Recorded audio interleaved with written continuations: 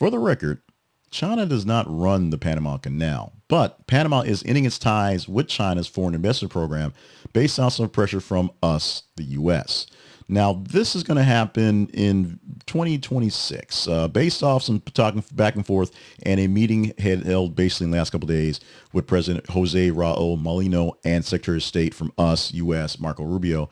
China's Belt and Road Initiative is going to go away in 2026. It expires in 2026, so they'll be done there. With that, the infrastructure development strategy by China to help build things and invest in other countries is going to have a strike against it, at least here in Panama. The United States expressed concerns and apprehension regarding China's growing influence in strategic regions, particularly around the Panama Canal. Basically, as Trump said, the Chinese have bases have running both sides of the canal. That's not exactly true. But after the visit from Secretary Rubio expressing just how we're a bit worried about China's control over the canal and what it could threaten past, Panama was like, all right, we're out.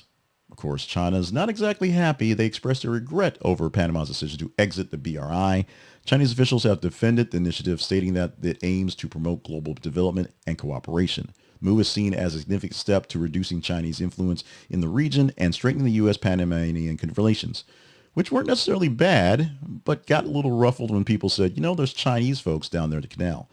There's a larger scope on this thing, as the United States is no longer in many places the main economic power, the main influence on people. If you look to places like African countries, if you will, many of those are backing away from loving the United States because the United States is backing away from loving them and embracing Russia and China. China specifically because they're in better economic standing, and Russia because Russia just, they're in the FO stages of everything right now. They just want to get any place and get folks from wherever.